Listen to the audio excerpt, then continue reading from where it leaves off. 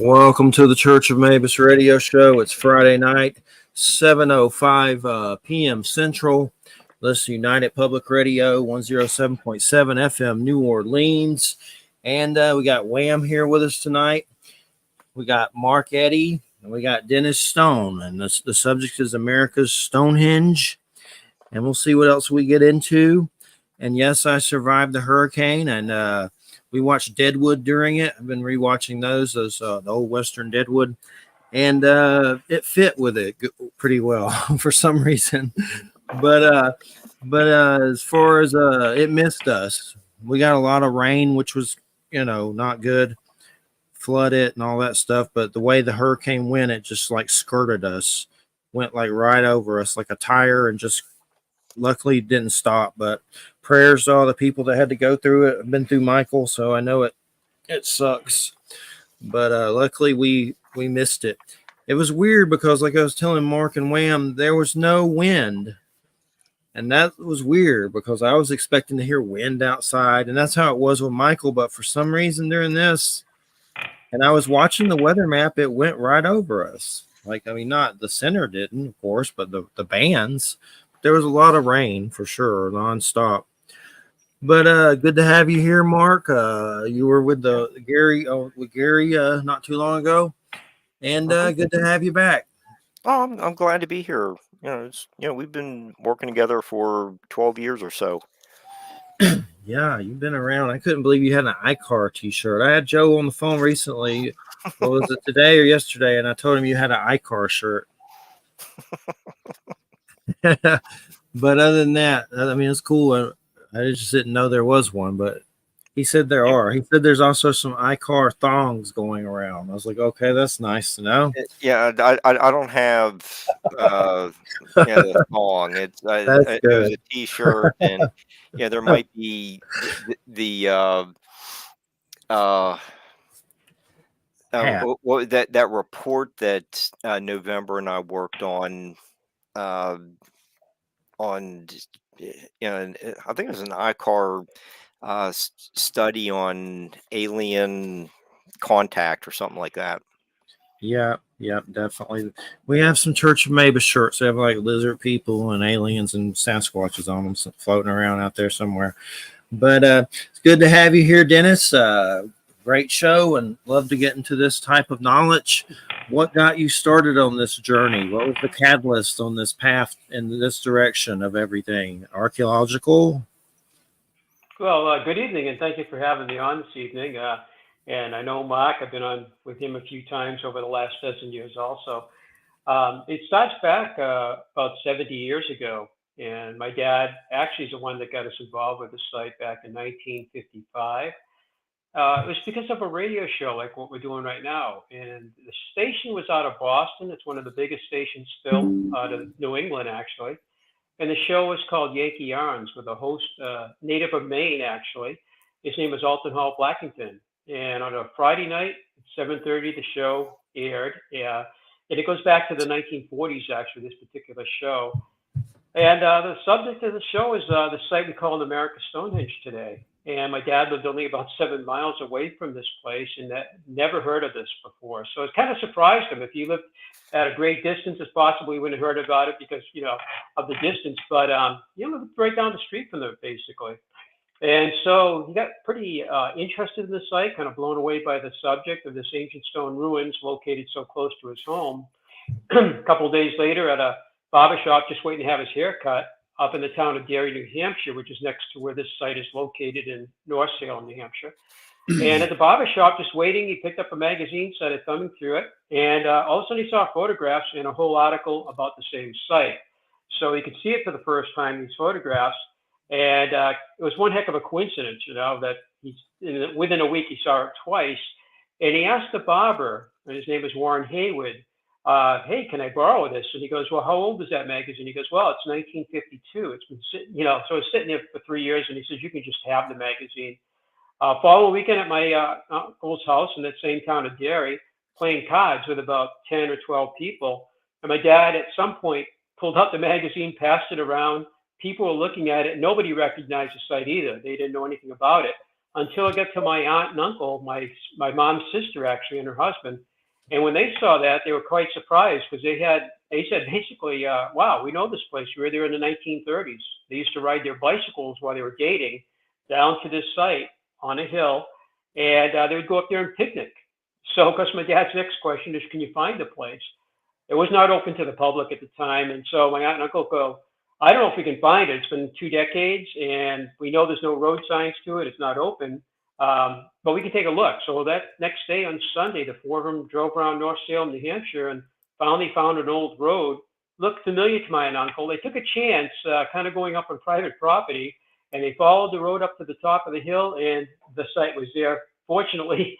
And my dad spent about the next hour, and he had to climb under a 6-foot-tall chain link fence that had barbed wire on the top of it. So he climbed under the fence, basically trespassing. And he had spent quite a bit of time, like say about an hour in there or so. And when he finally came out, everybody's like, well, what do you think? Because they didn't want to climb under it. It's kind of dangerous underneath the wire and everything. So he said, wow, it's simply amazing. And it was more than he thought it would be. And then he said something about maybe getting involved with the site, maybe doing some research, maybe open it to the public at some point as a museum attraction. And my mom said, you've got rocks in your head, basically. Because at that point, my dad's life and my mom's, I was 18 months old. My sister was on her way, and they were building a home themselves. They actually built the house themselves with the help of a couple of family members up in that town of Derry, New Hampshire. And my dad was an AT&T Bell Labs engineer. He had just started that career. He was in the Coast Guard before that up in Canada for the U.S. Coast Guard, up near where the Vikings landed back, over 1,000 years ago at Lonzo Meadow. He was right across the bay from there, actually. And he was going to college. So he had a lot on his plate. He had an awful lot on his plate at that time. So I think my mom just thought it would be kind of foolish for him to get involved with the site. And she kind of let him know about that. However, he wouldn't give it up. And over the next 3 years, he actually met the owner of the property. And they worked out a deal to open the place up to the public. And finally, in summer solstice of 1958, there was a soft opening of the museum. And then on July 12th, they actually had the official opening, and the governor showed up and everything. So we've been going for, almost, 66 years at this point, as far as the place being open to the public. So that's how I got involved with it. I was basically a baby at the time. So I had really probably not a lot of choice in the matter, it was my dad's decision. And we've been there. The next year will be our 70th anniversary of first visiting the site. What's up? I was looking at the main site of it. What's up with the alpacas there? What is that? Is that a common phenomenon? Or they just keep them there? Or are they raised there? Yeah, we started getting them in 2002, and my son was quite young. He actually started up his own little business there with the alpacas, and they're just a value-added attraction. But there is a story behind the alpacas. They're part of the North American camel family. And so if you go back 45 million years ago, camels originated in North America, not Asia, not Africa. They're all from here. And they say they're about the size of a bunny rabbit, the early, fossil remains, and eventually grew into the camel we know today. But somewhere along the line, around 2 or 3 million years ago, they actually branched off into the llama family up here. And then the llamas headed south through Panama into South America. And that's what this family of alpacas is part of. The camels headed west through Alaska, apparently, into what today is Russia, Asia, and into Africa. And so they lasted in North America up to about 8,000 years ago. About 12 years ago in Mesa, Arizona, a Walmart parking lot putting in trees for shade, they found the little camel and big camel, and the date came back around 8,000 years. So they were here for about 45 million years. Surprisingly, this summer we did a road trip, 3,700 miles, all the way up to St. Louis. We did kind of a big loop around looking at a lot of the ancient mounds, including the Grave Creek Mound next down the street from Mott, where he is. Yep. And we got out to somewhere, I think it was Alabama, perhaps. We saw so many different mounds out there that I'm confusing some of them, but one of them had actually a jaw.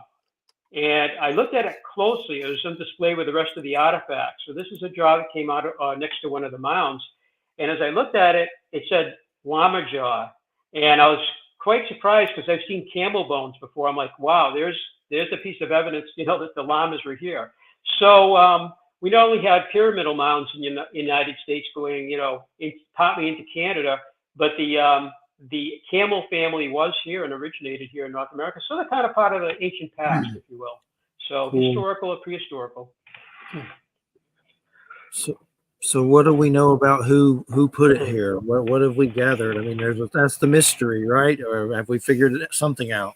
Yeah, it's still a mystery as to who built the site. It's one of, just to give you an idea, there's about 800 sites with similarities to our site going from Ontario and Quebec, Canada, down to Virginia. When my dad got involved in the 50s, I think they knew of about maybe a couple dozen. If you go back to 1946, when the first book was written about us, called The Ruins of Great Ireland in New England, by a Hartford resident, William Goodwin. He lists in the front of his books in 1946, 16 sites in the Northeast. And today that number is 800, and it covers a much broader area. And we still don't really know who built the site. That's still part of the mystery, but we think it's a layering of cultures. One of our carbon datings, actually, it doesn't date the stone ruins, but it shows some human activity on top of the hill going back 7,400 years. That's a Middle Archaic time period. Because often people go, was there anybody in New Hampshire 4,000 years ago? That's the date we think the site was constructed. In New Hampshire, Native Americans now, the evidence from the New Hampshire Archaeological Society and other groups helping, on the western part of the state, going back 13,000 years, which kind of shocked me anyway, because the glacial period was just kind of, younger dryas was still going on during that time period, you know. It's like, how did they survive in such harsh conditions? But they did. So we have human activity going back 13,000 years, and it appears on our hill almost 7,500 years, and the site we think dates to about 4,000 years. But we think it evolved, like Stonehenge was built in, you know, stage 1, 2, 3, ABC, you know, that kind of thing over about 1,500 years. We think our site was actually built, the astronomical center for one thing was actually moved from one place, we think, to where a later place where it's in the main site actually. And this was kind of determined back in the 1970s when we were doing a lot of work on, we're still working on the astronomical stuff today. But we don't think the site's a living place. We think it's a ceremonial site. And most of these sites we find throughout that I mentioned don't seem to be domicile sites due to the amount of artifacts found there and just the design of the structures themselves. An awful lot of work went into the structures. A lot of heavy stones were quarried off the bedrock and used for the construction, but they yield very little space, if you will, for living accommodations. So like the megalithic sites in Western Europe, which we've been there many times, they tend to be mostly ceremonial, astronomical, and even burial.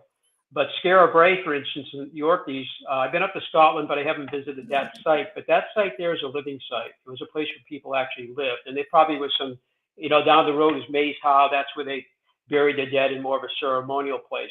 And he built it out of stone because they didn't have wood on the Orkney Islands, apparently, and it goes back over 5,000 years. It was a well-preserved habitat site, kind of a time capsule of how the wooden villages may have appeared, but made out of wood, not stone. So our site, again, we think is ceremonial. So obviously someone built it, but throughout the ages, did they have like tribes used it for things and things like where do natives tie into it? Right. I mean, we have found evidence of Native Americans, again, on the hilltop. We have a glacial cliff shelter on the west side of the property overlooking a river called the Spigot River, which is down below it. And that river goes into the Merrimack River, one of the larger rivers in New England, which goes out to the Atlantic Ocean to the east of the site. Also in the parking lot area, back about 30 years ago, during a shovel test pit study in that area, what they call STP, they found a wigwam site, and that was about 30 feet in diameter. They found all the stains in the soil where the post once stood, found post moles, and they have obtained 3 different charcoal samples and from different areas of that where the wigwam sat. And they dated 2,000 years old, 1,600 years old, and 1,200 years old. So it's perhaps that area was ideal, and a wigwam will only last maybe a decade or so before they, you know, they have to be repaired and all of that. So it could have been an area that was used, abandoned, and used, or perhaps continuously used. But it was about 800 years that, you know, somebody was using that area in our parking lot for living, and about 150 feet from there, we found a cooking rack. Again, 2 post moles and 2 fire pits. And that was about 30 years ago. They didn't date the charcoal. They ran out of funds at that moment. They had done several carbon datings on the site around that time period, and they used up the funds. So that charcoal fire pit wasn't dated, but it looks like the parking lot area was a village for Native Americans. So what their relationship to the stone ruins are is still unknown, but they are kind of right next to it, down at the bottom of the hill, where the site is on top of about a 360-foot hill. And it covers about 110 acres.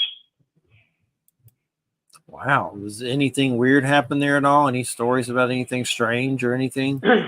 Well, over the years, we've had paranormal researchers. We got one coming up October 4th with one of the pretty well-known New England paranormal people, and he's bringing in a woman who's in the UFO area, and they're going to do a nighttime sky watch up there.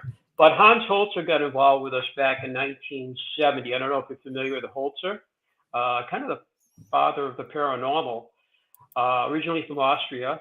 And he was on TV quite a bit. I saw him in Good Morning America, one of those shows. But he wrote many books. One of them was Ghost I Met. But Hans began coming to our site. He lived in the New York City area, and he used to come up starting in '70, and he came up through that decade. And by 1992, he wrote a book called Long Before Columbus, all about our site and all about the psychics that he brought to our site. Starting in 2020, the Travel Channel under Discovery Network started a show called The Holzer Files, and David Schrader was the host of that. Yeah, that show is all about Hans. He died in 2009, the same year my dad did. And the show was on for 2 seasons, and the second season, we were part of it. They filmed this for over a week, and they had their own experiences up there, both, I guess you call it EVA, if I'm saying that correctly. They got recordings, and they also got one of Hans' daughter, who I had never met before. When they were filming, she came up because in the '70s she was a child, very, very young. She didn't come up during that time period. She brought her dad's camera that he used to use on some of his, research, and they took a picture inside the Oracle chamber. And on that picture, you can see a silhouette of it's like pure black silhouette of a human being standing at the entrance with his camera. And if you watch the episode, it's called Ancient Evil. I think you can stream it on Discovery Network or right on Travel Channel. You can hear the whole thing. It's pretty interesting. So that's just one paranormal kind of thing. We've had UFOs in the area, of course, famous ones. Because of Hans Holzer, Betty Hill came to our site 50 years ago, 1974, November 12th. She wanted to have a reading by Ethel Myers, who Hans had brought up, and flew her up from New York City, I guess. My mom picked him up at the Manchester, New Hampshire airport, brought him to our site, and Betty heard about it through the newspapers or something. And are you familiar with Betty Hill too? Barney and Betty Hill? Barney, yes, I am. That's what I was wondering. Yeah. That's what I thought you meant. Yeah. Yeah. I didn't mean to quite get into her, but she's pretty well known. Every time you turn on TV, you'll see that episode about them. The whole experience back in 1961. So she came for a reading in 1974, like I say, November 12th. That was the third time he came that year with different psychics. And Ethel Myers at the time was pretty well known. I don't know. I was there that day too, and I met them all, of course, and I had already met Hans over the years. But I asked Alexandra, his daughter, maybe she can look this up. Maybe there's a recording of that actual reading by Ethel Myers of Betty Hill's experience. That would be quite a thing, either just a recording or maybe they got it on film, because Hans recorded everything, She said she was going to try to look for it, but her father's files, like my dad's files, are so extensive. I should get back to her and see if she found anything, Interesting. So that was pretty cool. Yeah, so you can watch the Hans Holzer episode. That's just one of them. Jeff Belanger is a big New England. He does Ghost Adventures. He's one of the writers for Ghost Adventures on Travel. He's been to our site a couple times and done some things on our site. And again, October 4th, we have a thing coming up, paranormal. And we've had them pretty much going back for years and years, probably to the 70s, usually in the fall, before Halloween. A lot of people get interested in it, particularly at that time of year. But UFOs in our area and actually over our site, and I've seen some things here at night. that were pretty amazing. You know, our house sits on the west side of the property. We bought 2 acres in 1985, built a house in '86. It was in a cul-de-sac. Fortunately, it abuts our property, America Stonehenge, so we have direct access. And you know, I saw an amazing thing in probably 3 years ago in February. It was just a bright light south of the Manchester airport. That's where I began my flying because I had a flying career. But that's where I saw a bright light. And I'm pretty familiar with aircraft. I flew about 30,000 hours. And this thing was extremely bright. I thought initially a landing light. I'm like, I don't see strobe lights, beacon lights, no logo lights, nothing else. All of a sudden, this thing went straight to the ground instantaneously, you know? And it really blew me away. I've never seen anything like it. It was not a meteor. I mean, over the years, I flew for UPS too out of Louisville. We flew all night pretty much, and we saw things in the sky and all of that, meteors, satellites, and other unusual things. But this really kind of blew me away. I asked Kathleen Martin. She's Betty's niece. She's on MUFON, and she wrote the book with Stanton Friedman. Have you ever seen this over ground in the water, you know, straight down into the water? But this is below Manchester. There's just some small brooks, ponds. The Merrimack River is further away. I mean, and the Merrimack River is not that deep. She goes, yeah, Skinwalker Ranch in the reptilians. I said, oh, okay. You know, that was her answer to going straight down into the ground. But I suppose whatever technology they have, the Earth at that second doesn't exist. They're just going whatever, you know. It was pretty amazing, though. Yeah. Go ahead, Mark. Oh, I was going to to add to the list of people who have visited the hill. You know, Dennis, you believe that H.P. Lovecraft was there? You know, been what 20 years or so prior to your family getting involved. Right. Yeah. H.P. Lovecraft. That's in my dad's 2003 book that came out with Dave Goudsworth, and Dave really gets into that. I think very interested in that and everything about the H.P. Lovecraft, you know, and probably came here with a guy named Munn, both from Rhode Island, I guess, you know. And the question came up, you know, was he?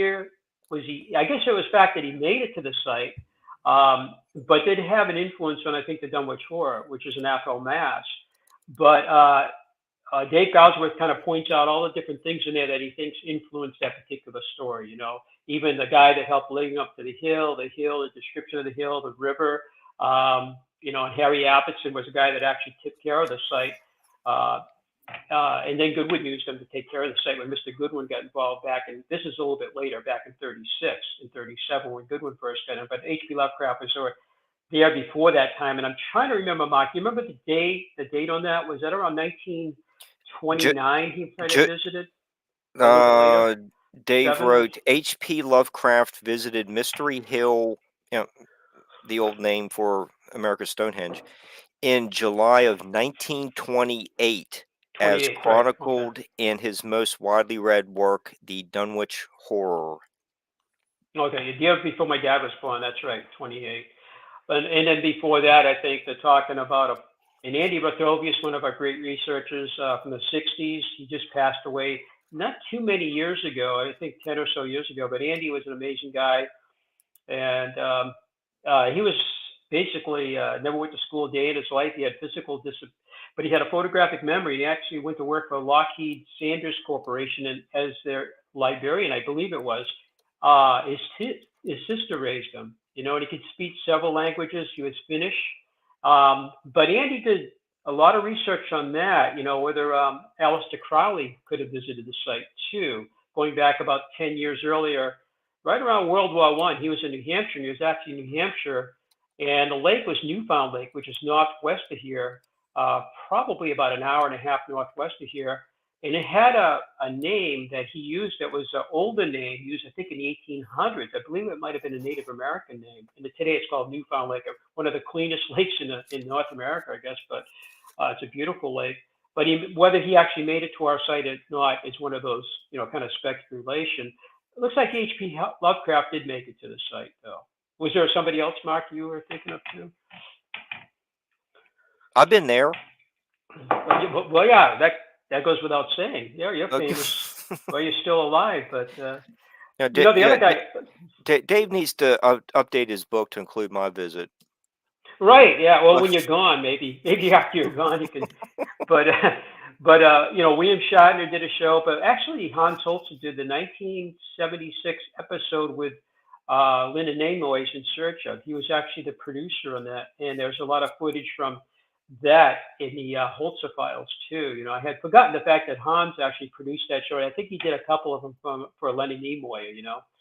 And before that, Rod Serling did us back in 1970 with what was his name, Arthur C. Clarke, on a show called The Unexplained on NBC. So back in the day with three networks and NET TV, it was kind of people watched one of the three networks and sometimes educational TV, although that shut down, I think, early in the evening. So we were on one of the three big networks at that time. And again, it was Rod Serling that did us, which is pretty cool, And then, so it goes back to about 1970 with that. About 1,000,000 years ago, I interviewed Stanton Friedman, and I know we spoke about Betty and Barney Hill. Oh, okay. Yeah. Definitely 1,000,000 years ago.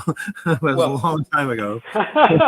Well, Travis Walton visited us too in 2018. So I met him twice, and he came all the way out from Arizona for an event in New Hampshire at the Exeter, which celebrates both Barney and Betty Hill, and also a incident that happened about, 1965. So 4 years later, after Barney and Betty, there was a big incident in southern New Hampshire, and they have a UFO fest every year. They just had it, I think, 3 weeks ago, and Travis came out for that. I met him there, and then he came out a month later, and he came to our site, and I gave him my little VIP tour. He was really very, very, very nice guy, and he flies too. He does it for pleasure. I did it for work, and I enjoyed it too. But very intelligent too.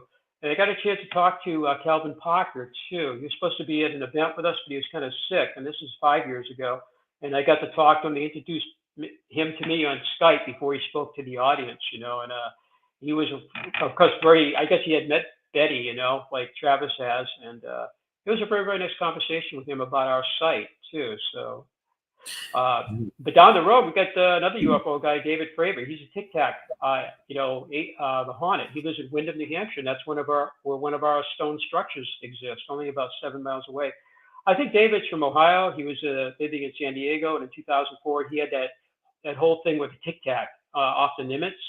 And then he was in front of Congress last year testifying. So I'd like to meet him. He's only about 7 miles away, living in Windham, Was he on, I know they had some of those Tic Tac people on Skinwalker Ranch, the show, and they got sick or something like that. I don't know if he was one of them as possible, but they had their own kind of UFO equipment, monitoring equipment that was pretty advanced, and they had a lot of trouble with it. But he may be one of those. But yeah, that's one. Yeah, it's one of the secret of Skinwalker Ranch. But lately with that show and the spinoff Beyond Skinwalker Ranch, they're getting into all these ranches being like special sites that have abilities happening. And there seems to always be a tie-in with native stuff like drawings on the caves and stuff. But the creepiest thing about it all is the government involvement on that show. Like there's a lot of government spooks on that show, and that makes it even more scary or weird, makes it weirder. But yeah, it's always interesting how these sites attract phenomenon and activity. And the main reason we do this show is when I was younger, I had testicular cancer at 17 and then went through chemo, and then my father passed, and I started to attract phenomenon like UFOs, seeing beings of light. And that's why we've been doing this. And the time I interviewed Stanton Friedman, I used to do little interviews where there was no audio and you just typed words like old school. I call it old school AOL, like text interviews. But I helped Stanton do that interview in the chat room. He just sat there, typed answers while people asked in text, no audio. So that's how long ago it was. Oh, wow. Long ago, yeah. But yeah, Stone Age. Definitely. And but the site sounds phenomenal as far as what are some things about it that really stand out that are unique to you, that mean a lot to you, like knowledge wise about it?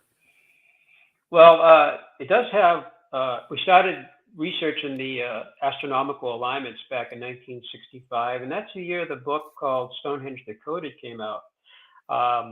And a lot of research members, my dad included, read the book. And at that time, CBS came out with a special called, I believe it was The Mysteries of Stonehenge. I saw it back then. it was aired live. And then we saw it in the mid 70s at a library in a neighboring town. They had the actual, we watched it over there at the library around 1975, again, just to see it, but I haven't seen it since then. But that TV show on CBS really, kind of lit the fire in people's interest in Stonehenge, and it's never waned since then, I don't think. Gerald Hawkins was the author of the book, and he actually had the papers, I guess, kind of the script or whatever, getting ready in 63. By 65, he published it. We used to carry that book in our bookstore at our museum, back in the 60s and 70s. So our research began then, and today, all these years later, we have about 57 alignments with the sun, the moon, and stars at our site. So the astronomical alignments, I think, you could have a few coincidences, with alignments, but you have to have a back site and a foresight, something made out of something like wood or stone, to have an alignment. It's kind of like a gun sight. If you have one point, you've got nothing, So you have to have two things that align to have any kind of alignment. And so the first clearing actually was made in 65 by one of our young staff members. He had been with us since 63 when he joined us at 15. By 17 years old, he was actually starting to clear out 800 feet of trees to what today is called the winter solstice sunset. He had to clear them from the main site into the southwest to a monolith that we knew stood out there. Even going back to the 1930s, the first researcher realized there were these standing stones out in the woods, basically, the dense woods with all these stone walls kind of attached to the stone walls. So they were kind of a curiosity. And that TV show and the book really kind of pushed us towards looking to see if there's anything to it. So that first clearing he cleared in 65, it took him all summer to do that. And then I think in 67, he worked on it a little bit more, but the winter of 67, on the winter solstice, he actually went up and took the very first photographs, and they're in my new book. And I didn't know about the first photographs until about 3 years ago when he's still in contact with me, talks to me quite frequently. And he says, I got some pictures I took by myself in 67. I'm like, what? Because I went there in 1970 with my dad, a neighbor who came down from Gary, New Hampshire. There's a recent snowfall. It was over a foot of snow. It probably was like 14, 15 inches of snow on the ground. So we met him at his family's house. He came all the way up from Virginia. He worked at the Newport News. And he came up in his bug-eyed 1958 Triumph, and he was up for the holidays. And so he met us at his house. He had built a wooden snowmobile. And from his family's house, which abutted our property, he went through the woods a half a mile, breaking the trail so we could walk behind him. And we got on top of the hill. And there were a few clouds up there. We were kind of worried if the clouds would obscure the sun. But as he got close to around 4:20, I guess, in the afternoon, 4:24, whatever, the clouds were it was beautiful. Just a few clouds. A few others had just dispersed or whatever, moved away. And all of a sudden you saw the sun. It came right down. You could see the whole over the sunset, right on top of the winter solstice sunset. It was really, really beautiful because we thought is that photo? That's the photograph there. And actually, I think that is the photograph from 1970. Yes, I think it is. You can see the snow in that picture, too. My dad did a painting of that right after that. However, like I say, 2 years ago, Warren, dropped it, says, I got a picture from 67. And so he actually had two of them. And in my book, I think, Mark, you've seen that picture there in the book. So that guy is a very fascinating guy. He actually he was the top of his class. He went into nuclear engineering, and he put the two reactors on the Nimitz. Because David Frater, that's the aircraft carrier that he had the Tic Tac episode with. And I just met another friend I haven't seen. He used to work at our site in 1970. He was up last week, and he was based on the Nimitz back in the 70s. So this guy, Warren, anyway, he ended up all over the world in nuclear engineering, and he ended up at Osaka about 12 years ago, Japan. He was working for Westinghouse, ready to retire, go to Charlotte, North Carolina, finish up. I think that's where the headquarters was. And then he was going to, what he is doing now is living in France during the winter, and he lives on an island in Maine in the summer. And he travels. He's 77 now. And all of a sudden, Fukushima went off. So he was one of the 5 on the Westinghouse team, and the last one on that team, actually, to work on Fukushima, that whole disaster. So he kind of Nimitz on one side and that. He's very, very interesting, very smart guy. But he's the guy that opened up our first alignment and took the first photographs. And I talk to him about every week now. And he comes down and visits. His kids live not too far from here. He'll be heading to France, where he lives in the Alps. Really beautiful. Well, you can see the Alps from his home. It's beautiful. So, yeah, he's one of our early staff members, and the first guy to open up the alignment, the first guy to take the first photographs of the astronomical. By 1973, it had progressed, and we had other alignments, and we decided to hire a professional survey team, and it was called Beverly Pearson and Associates, and he was the president, I believe, the New England Surveyors Association. I just read that again recently. I knew it in the 70s. His son, Charlie Pearson's the one that actually came up, and he was a surveyor and engineer. He came up and started surveying the alignments back in 73 through 77. And there's still brass pins in the astronomical alignments today they put in with epoxy 50 years ago.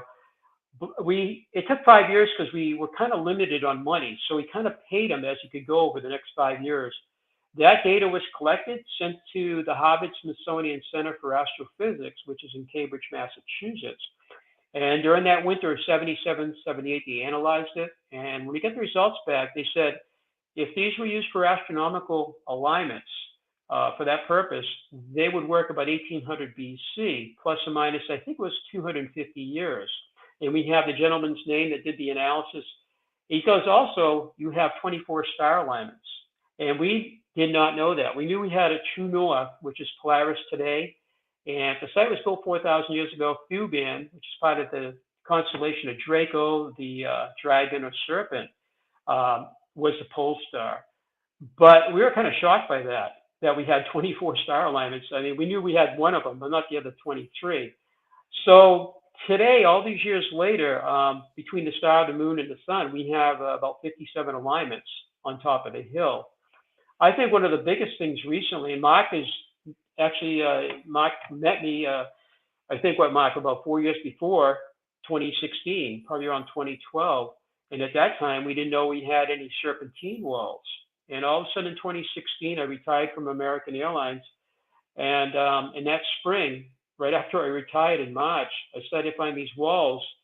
And particularly one of them, I walked over to it off one of our snowshoe trails. We use it in the summer for ATV so I can get around and everything. I got off my ATV, I walked about 65 feet through the woods because the sun shone on it. It really stood out and it looked different to me. I've been by that. That was a trail to my dad's house, actually. He lived on the north side of the property. When I got off, looked at it, I said, oh my gosh, it's on a ridge of bedrock. You can see the top, the bottom of the wall, and it looked to me like it had a stone head, and then the body tapers down over 27 feet to a flat stone that's rectangular with kind of rounded corners. I said, I think I got a tail, I think I have a body, and I think I got a head, and it looks like a snake. But I had no frame of reference. I was kind of blown away by that. After that, we started finding a few more. And that spring, late spring, I had a couple of interesting visitors. Scott Walters from America on Earth. He was on History Channel and Travel with the Show. He's the host of that, and his wife. And there was like an entourage, I think, of about 15 to 20 people with him. Alan Butler from England. He's been on History Channel and Travel Channel, and his wife. And I said, hey, I got to show you something here. I said, I think I have some serpentine walls here. I said, I don't know. Maybe I'm wrong, you know. And I took them out and started showing them. But by that time, I had found 3 or 4 of them that looked like serpent walls. And they were kind of like, yeah, I think you've got a serpentine going on. Scott Walters had already done a show about the Great Serpent Mound in Ohio. And he did one about one, I think, in Canada. And the other one was in Scotland. And it was a stone wall shaped like a snake up in Scotland. I've been to, like I say, Scotland, but I've never seen that. And from his experience, he said, I think you're right. You know, I think you have a serpentine going on. Today, 8 years later, we have, we think, 16 serpentine walls on our site. And 17, I went to a meeting in Connecticut, and a gentleman spoke, and I looked at his book before he talked, and it was called Ceremonial Stonework. In the back cover, it had, a little description. It says, located all over this property, about 8,000 different structures, 25 categories of structures. And I thought it was all of the Northeast, and it turns out it's just the town of North Stonington, Connecticut. It's 35,000 acres and has, like I say, 8,000 different structures. I was blown away. I've heard of other sites in Connecticut, but one of the categories of the 25 is serpentine walls. He's got the same thing there. He's got 400 of them, it turns out. They're linear. They have 90-degree heads, so they're rectilinear. They can be curvilinear. Also, some loop around. They curve around almost like they're biting their tail. And by that time, I already found, I think, a couple of those that shape too, where they look like they're biting the tail on our property. And then he spoke. After he spoke, I wanted to talk to him. He was quite busy. He was surrounded by, there's about 100 people in the audience, so they were all around him. And I got to talk to his wife. She was talking with people too. I finally got in to talk to her, and I, introduced myself and my wife. And then I described what we had found at our site, and she was very interested in that. And I told them, please come up and visit us, which they did. So that book was amazing. I still have that in our museum. We have several copies of his book called Ceremonial Stonework. And that's just one town with 8,000 features. And the features of the 25 categories pretty much match everything we have on our hilltop. After he spoke, a lady from Denver spoke on Skype with her two male colleagues, and she basically did what his presentation was, the same kind of features, including walls shaped like the letter D. We have one of them at our site. Standing stones, cairns with little chambers, and then she gets into her serpentine walls, and these are east of Denver, below Nebraska, in the flatlands, and she gives the counties out where they're located. But since then, we found out they go to Weed, California, so they go from here to the West Coast. They're up in Winnipeg, Canada. I met the couple last year, and they're working with Parks Canada on their serpentine walls, and they have some shaped like turtles too. So Parks Canada is actually working on them up there. But they're in Alabama. They're up and down the Hudson River. There's about 500 different structures, and these have been known about for decades. But the serpentine thing, the walls, they're starting to look at the walls again. They thought maybe they were agricultural walls built by farmers. Turns out that some of them run 20 feet, and they have a head, body, and tail, so they're not farmers. Well, some run the curve. They come around, loop around and everything. So I think the serpentine walls at our site probably one of the most exciting things in the last 8 years. And when we found those, we started finding these windows in some of the serpent walls. These windows could be 1.5 feet wide, they may be 0.5 foot to 1 foot tall. And the window thing is the same spring. I found a couple. I'm like, what are these things, And today we have about 28 windows, and they're in North Stonington, Connecticut too. That's another category. They're in the Berkshires. In fact, a guy named Jim Vieira, he had his own TV show on history about the Lost Giants in Roanoke with his brother Bill. They were on history for a while. Right near where he lives, there's serpentine walls, and some of them I've seen photographs have windows in them too. Not all serpentine walls have windows, and not all windows are in the walls of serpents, we don't think. So between the windows and the serpentine walls in the last 8 years, that was some of the biggest things we found there. Dennis, has carbon-14 dating or any other cultural context help to make a connection between the serpentine walls and the stone chambers, or are they made by totally different cultures? Yeah, that's a great question, Mark. That's the thing. We think the site may have been used over many, many years, probably generationally, perhaps, almost like a layering of cultures. So the question is whether the main site was built around the same time as the walls.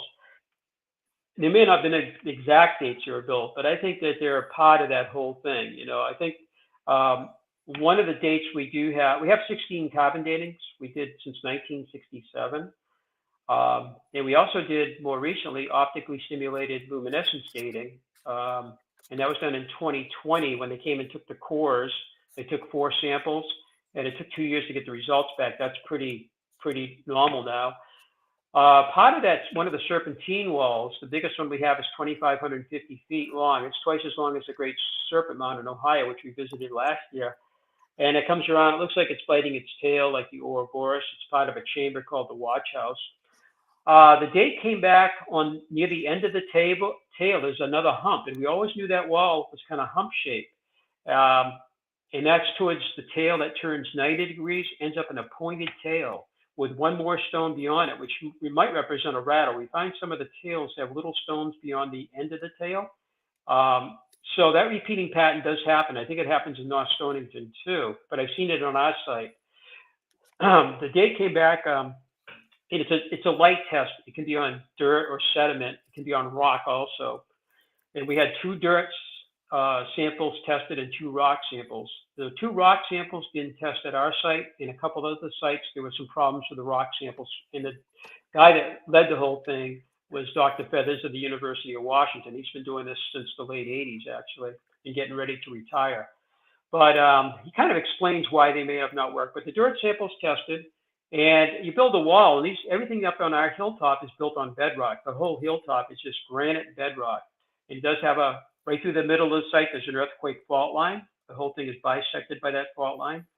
And so anyway, the wall's been on bedrock. So that was a surface that was there when the people built the site, and then very slowly wind-blown particles over the years and vegetation decay, you have soil building up.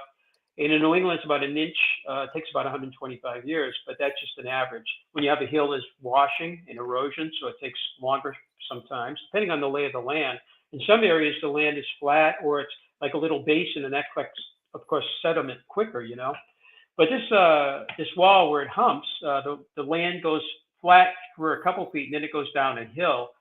So very slowly, the dirt built up, and then the dirt goes in between the rocks in the wall. And that's where Dr. Feathers got the sample, and it dated to 1400 AD. A lot of criticism on our site and some of the other sites is that farmers must have built these because it's not supposed to be an ancient culture of stone builders in the Northeast.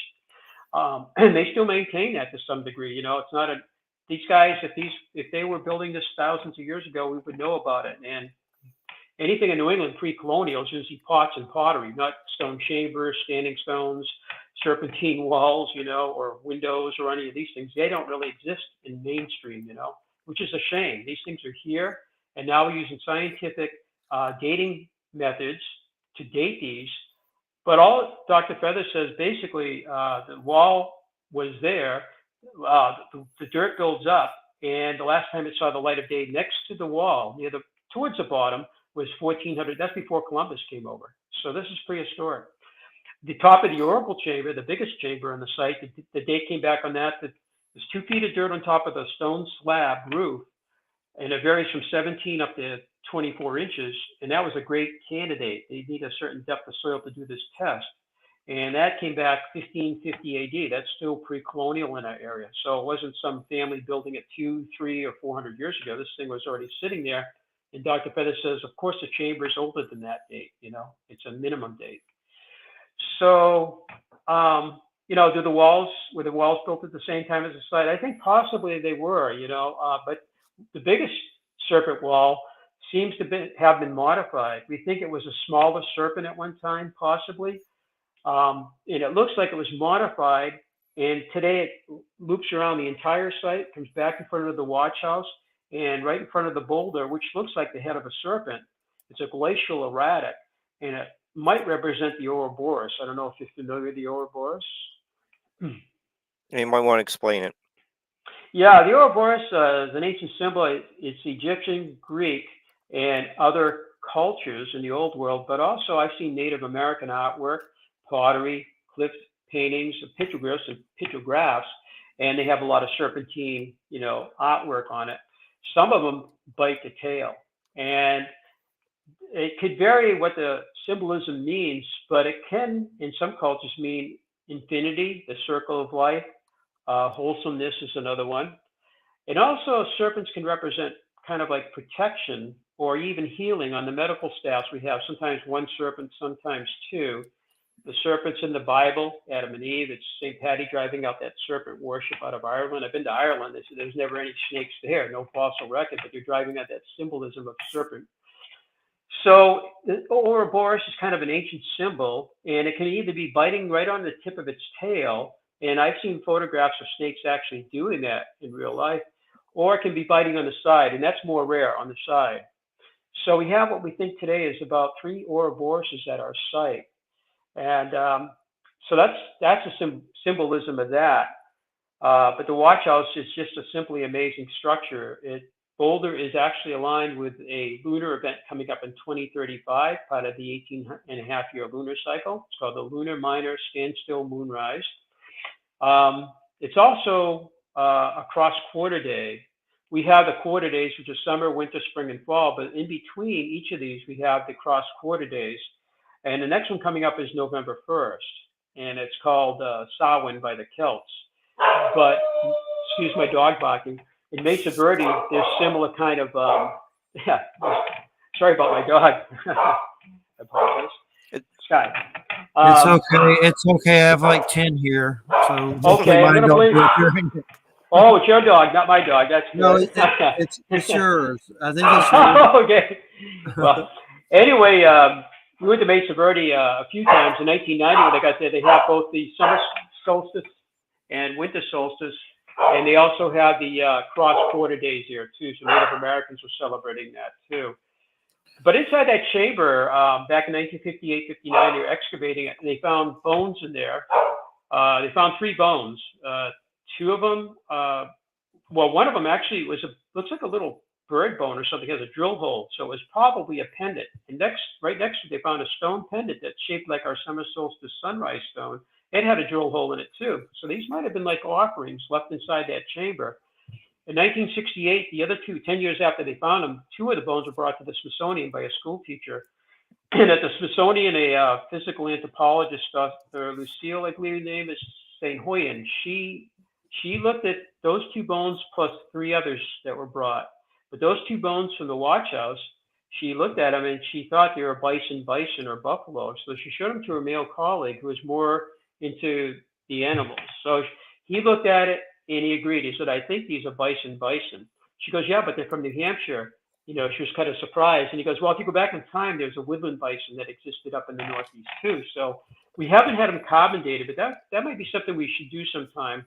And she looked at 3 other bones that came from the main site found back in 1937 or 38 by Mr. Goodwin, right on the what we call the plaza area in the main site. And it's it's all bedrock. And back before he did some cleaning and restoration, we have photographs going back to 1920 and 1900. You can see the bedrock, but there's some soil, there's some debris and vegetation, weeds and brush and stuff like that. And that's where the bones are found. We're just, basically almost on the bedrock.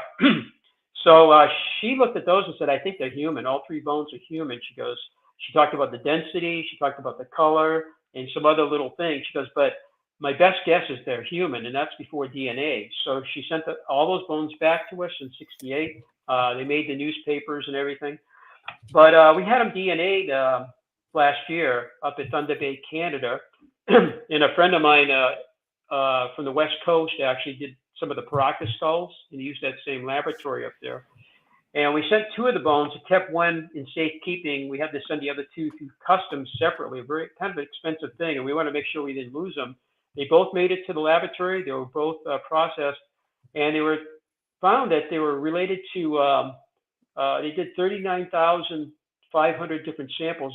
They found out the bones were Greek, actually, so the Greek ancestry, because we don't know anybody of Greek ancestry going back in history, that we know the history of the site going back to around 1667, when 2 Native Americans sold the property to the Haverhill, Massachusetts proprietors, and with the blessing of a famous Native American chief called Passaconaway, who may have lived to be 102, 120, they still don't know, and a very, very tall Native American, kind of a peaceful. He liked peace, which is wonderful, and he's very, very well known. So we have a history going back way back, and but obviously somebody of Greek ancestry. And why were they left on this rock to just decompose? And the bones are actually turned out they're from the same person or a very close relative, and they're from different parts of the body, which might exclude a dog going to some distant graveyard a couple miles away, bringing the bone back and chewing it up there. So they're from they're different parts of the body. We had them carbon dated at the University of Arizona in Tucson after that. And 4 months after we sent them, we got the results back. In this case, we sent only one of the bones down there because it's over $700 to test them. So we're, watching our budget. And the date came back between 1690 AD, so not ancient, and up to about around 1900 with the medium date about 1850. And during that, around 1850 and before that and after that, the Patty family, we know a lot about, were living there in a wooden house. So, who was left out? So it left more questions than we have answers for now. We have another mystery on Mystery Hill. That was the name of the business, as Mark said. and it's officially the name of the hill. I think in 1968, the USGS decided to call it Mystery Hill. It never had an official name until then, and that's the name my dad first, used for the business name, basically. So, so we have done DNA, we have done LiDAR, we have done, we've had, let's see, drones. We've been using drones, infrared cameras, and we've been using, the OSL dating. So we're trying to use the latest technology to get answers of all the different questions people have about this site. Everybody has an opinion, but if you can kind of back it up with some data, facts, that we have, it's much better than saying, well, I think it's this, I think it's that, and I think science will help with that. Yeah, Dennis, so since there were samples of human bones found on the site,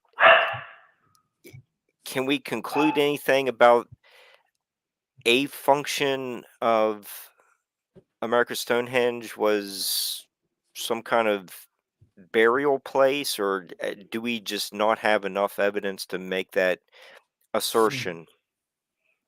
Well, somebody was left there, obviously, but in ancient times, we don't have enough information. So Mr. Goodwin, the first archaeologist, kind of an antiquarian, actually started cleaning the site back in 1937 after he bought 20 acres of the hill. And he bought it from a guy named Fred Dustin, which was a member of the Patty family, actually. So they cleaned the site, they cleaned up the brush, then they started cleaning up some of the debris, and they took stones within 3 feet of a structure that may have fallen off and placed them back on top. But everything was recorded before, not only by his right-hand man, Malcolm Pearson, the gentleman my dad bought the site from later. Malcolm was a photographer. So in 36, when they first visited with Goodwin, Malcolm took pictures right away. But the year before that, the Boston Globe and the Havel Gazette newspapers did articles with a guy named Reverend Ward, and there's a site there before Goodwin came. Because one of the arguments you'll hear sounds like politics, people picking and choosing what they want to say, and taking things out of context. But we have photographs, again, going back to 1920. We have 4 photographs by the same photographer. About 20 years ago, people from Florida who the family was from up here originally, brought us these photographs. They're in David Goudsworth's book. I think there's one of them. In my book, I put a couple of those 4. And then in 1900, there was photographs of the main site too. So we know what the site looked like before Goodwin ever came in 36 to look at the site. And then in 37, he bought the property. But unfortunately, back then, archaeology is pretty, not as sophisticated, and the methodology has changed a lot.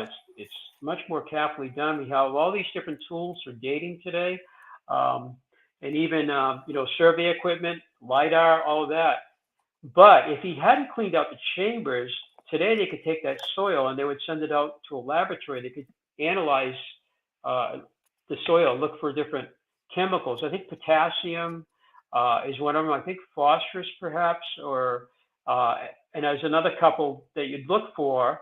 I think calcium is another one, to see if maybe there were human bodies left there and they decompose, back to Earth, because there are chambers there that resemble old world tombs, and one of them is called the V hut. I don't know if you have a picture of that, Mark, but the V hut, shaped like a V, and has stone roof, like all these chambers have these big stone roof.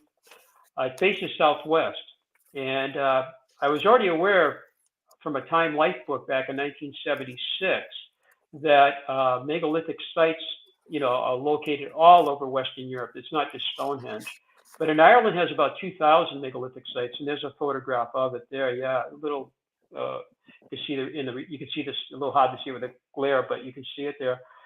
And in Ireland, the structures that resemble that are called wedge tombs, although some of them have like a little flat wall too. My dad and I went over there in '83. We spent about 10 days in Ireland looking at many of these sites, not all of them, of course. And I apologize again. I don't know what's wrong with my dog. I think it's, she's getting haunted up here or something. So anyway. She wants to be a guest on Mabus. I think we ought to bring her over here and put her right up here. Yeah, I guess. But she's usually better than that. I don't know. Maybe it is a ghost. So anyway, the wedge tombs of Ireland were used for tombs. And I found out also, I've been to Spain, but in Spain and Portugal, I haven't been to Portugal. They have some of the the most amazing megalithic sites in Spain and Portugal. But they have those same kind of structures there too. And when you look at the ones either in Ireland or Spain, it looks at the same thing. The ones in Spain, I don't know the orientation. I wish they had put the orientation out of true north of them. But ours has a basin on the left side. One of the ones in Spain has the same kind of basin, about 1/3 the size. And the roof slab on ours has a notch on the right side, just a little crescent. A lot of the big slabs in our site, for some reason, have these cutouts, like on the part of the slab. We don't know if that was used in the moving of the stones, coring of the stones. We just don't know. But the one in Spain has the same thing, but it was a much, much larger notch.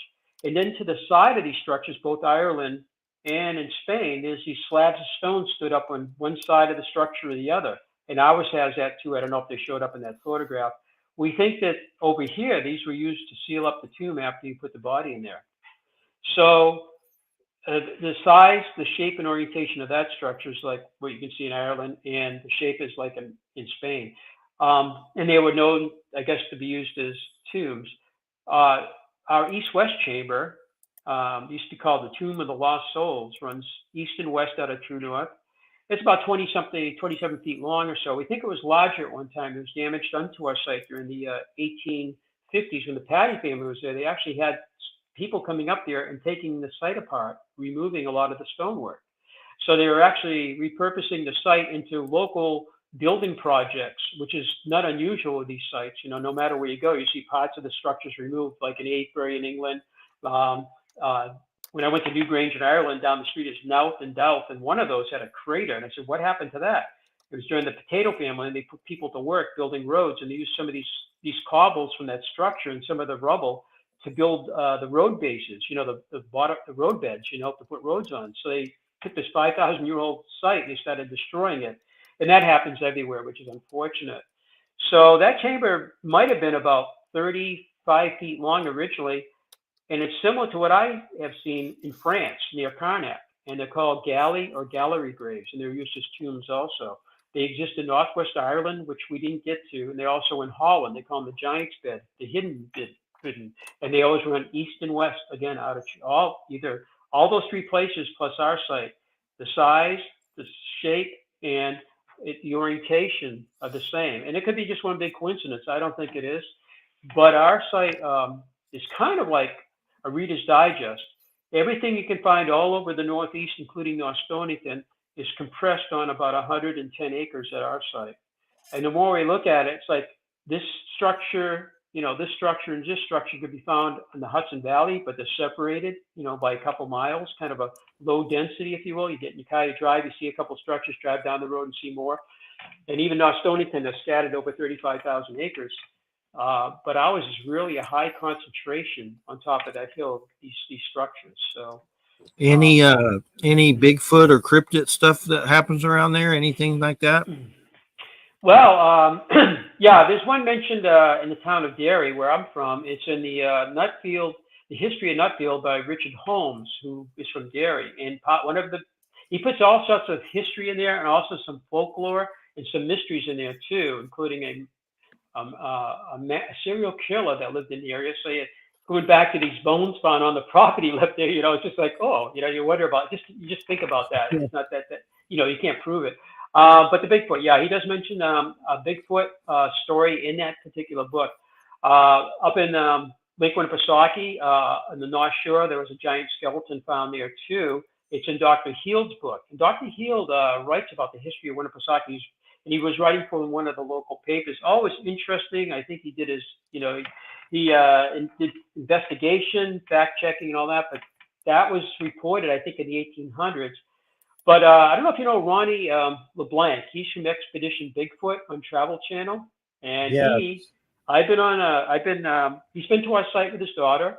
He's on my Facebook Messenger, and he's still on that show. I think unless it doesn't have a new season. I think it was on 3 seasons. I don't know what's going on at the moment, but he was going to be here last spring, and he reached out to me last fall to do some sort of an event at our place, and he was supposed to.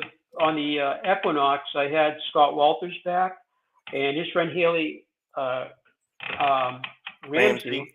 Yep, and she's doing a couple of tours right now. Next week in France, he just did one in up in Scotland. She's got a flat up there, and she did one in Spain and Portugal too. And they kind of worked together. And they did one from Nova Scotia to Washington D.C. It's like a 10-day tour, airfare, beautiful places to stay. And our site was the middle thing they did with Scott. That was a year and a half ago. But this spring, she got the whole thing set up for just a big day event at our place. It was like a 12-hour event, and Scott Walters was part of that. I did my presentation, and then Scott did his, and she did hers. And unfortunately, we're supposed to do an evening sky watch, and we're going to let Ronnie LeBlanc do the evening thing. But that morning, unfortunately, something happened. At about 3:30 in the morning, he reached out to Haley because I had them working together on this whole thing, and he had some sort of family thing going, emergency or something, so he wasn't able to attend out. I was going to try to find out more about the Bigfoot in our area, so we were on to that, and then something happened. So we just kind of covered, his part of it and everything. So, but Ronnie, he wants to come back and do some more stuff with us. He's from Leominster, Mass. I did a UFO convention out there 5 years ago. He's really a nice guy. And so I talk to him every now and then too, but I think he might be still with that Expedition Bigfoot. I'm not sure what the status is at the moment though. Oh, by the way, my dad got from Charles Hapgood, a famous professor from Keene State College who wrote Earth Shifting Crust, I think, back in the 50s. And Einstein actually did the foreword in the book. One of the only forewords Einstein ever did was his book. And his name comes up on history, travel, discovery. You know about him, Mark, Charles Hapgood, and he got involved with our site around 1960. And he wrote an article of how he thought the Phoenicians were involved and all of that. That's before the inscriptions were actually found at our site. But my dad, at my dad's house one day, I saw this thing on the wall. I said, "What the heck is that thing?" He goes, "Well, that's Bigfoot. It was a cast, I'm like, "Well, where the heck did you get that from?" He goes, "Well, Charlie Hapgood gave me that before he died back, I think around 82. He gave me part of his collection, I said, "I'll be done." I said, "Well, where did he get that from?" He goes, "Well, he got that from Sir Edmund Hillary, the first person to climb Mount Everest, And I says, "Really?" He goes, "Yeah. They went with Marlon Perkins from Mutual of Omaha, American Animal Kingdom, I think it was called. It was a big TV show. Mutual of Omaha's Wild Kingdom. That's it, yeah. And I think there's something like still going on with that show. I think all these years later, but back in the early 61 or so, they supposedly the two of them traveled over to the Himalayas, and they got this cast. I did a little more research, and I found out actually back in 50, I think it was around 51, before Sir Edmund Hillary climbed Mount Everest, he was over there with Eric Shipton, the great mountaineer from England, and they went over together to look for the Bigfoot, I guess. They took photographs, and my understanding from reading that, they took the photographs back to London, and they recreated the cast, not from they used the pictures to recreate these casts, and that's where that comes from, about 10 years earlier. So I have that in our collection. It's kind of one of our little family heirlooms, I guess, and that came from Edmund Hillary, I guess, so, but back around 51, Any Viking stuff come up in that area? There's some controversy with that. Yeah, right. Goodwin thought the site was a Viking settlement when he first kind of heard about it. He lived in Hartford and came up and saw the site and buying it, and he went into it thinking the Vikings, they came into Portsmouth, New Hampshire, into a harbor there today. This big harbor today, but came into there, and this may be a Viking settlement. But as they began uncovering it, and he's doing more research, he realized the Vikings made sod houses. They didn't build these, type of stone structures, So his theory eventually changed to the Irish called the monks, and the monks from Ireland and elsewhere trying to escape the Viking persecution, and they made their way ahead of the Vikings, up to the Faroe Islands and into Iceland, and then into Greenland, and then maybe down to the New World. And so that's what he believed. And he died in 1950, basically still believing that. And he wrote 4 books. He did write a book called The Truth About Leif Erikson. And then he wrote another book about the lure of gold. He used to spend his winters in Jamaica and did a lot of research on Columbus, where he landed on his 4 voyages.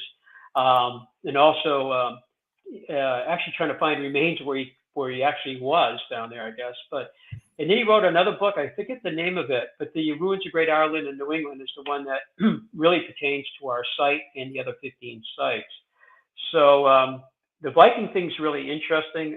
We did go to Lonzo Meadow last year up in Newfoundland. We took an RV, and then it's absolutely beautiful up there.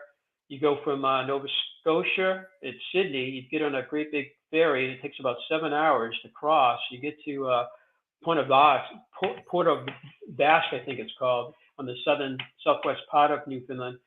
And it's like, wow, this is Newfoundland. This is so cool, you know. And you get there, and it's 400 miles from there. You have to drive to get up to Lonzo Meadow. So in our RV, we camped along the way. And as you get towards the top of Newfoundland, you can look over and see Labrador. And that's where my dad was based back in the early 1950s. And he had a lot of nice things to say about Labrador, except the winters. He said the snow was over the telephone poles back in those days. But he always had good memories of that place. So we finally got to see where he was, you know, during his days in the U.S. Coast Guard. He was working at a Loran station, long range navigation, actually.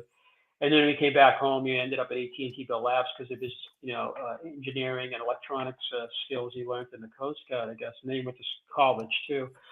So the Viking thing, yeah, in our area, I mean, there's Scott Walters is really kind of big on that, the Viking and post-Viking era, going up to Sir Henry St. Clair in 1398, coming over from, he was a premier nobleman of Norway, Duke of Denmark, and Earl of the Orkneys, and with a fleet bigger than the Norwegian Navy at the time. He took his fleet supposedly in 1397 or so and came across. By 1398, he's up in Nova Scotia, I guess, and then he makes his way into the Merrimack River I mentioned earlier, heading west on that. And once you get in the bend where it heads up towards New Hampshire, you have to continue. And there's another river, which is a small, very small river that heads more west towards Westford. I can't remember the name of it, but there's a knight carved on this bedrock up there, and it looks like a knight with a broken sword. And according to legend, by the Zeno brothers, the Italian brothers that were familiar with, that he actually rescued, Sir Henry Sinclair supposedly rescued,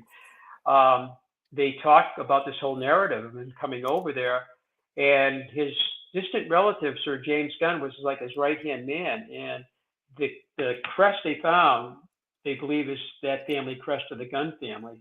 And he may have died over there for some reason because the sword was actually broken. But there's a whole thing about that, the Newport Tower in Rhode Island, the Narragansett Stone, which is found not too far from the Newport Tower. There's the Erickson Stone, which is found down in that area, but in Massachusetts, very close to the Newport area, Newport, Rhode Island area. And even in Hampton Beach, New Hampshire, which is about 30 miles drive from here, probably 20 as a crow flies, there was talk of a Viking runestone found there, which I don't think it ever petered out. I think that was just one of these things that they went overboard with, you know.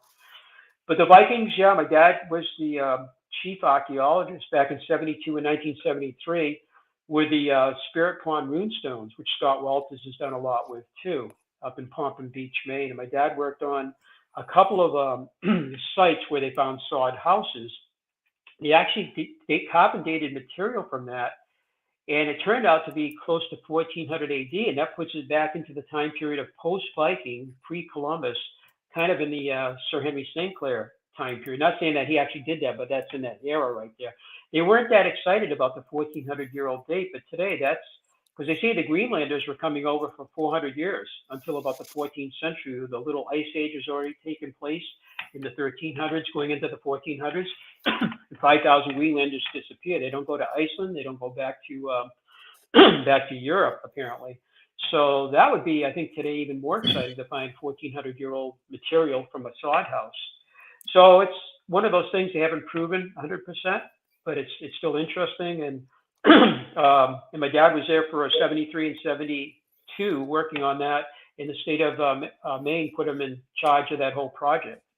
So, and I had forgotten that. I was just a kid at the time. You know, I remember going away for a long, you know, he had vacations from AT&T. He would go up there and spend his vacations up there digging, you know. Yeah, Dennis, since you know, you were covering the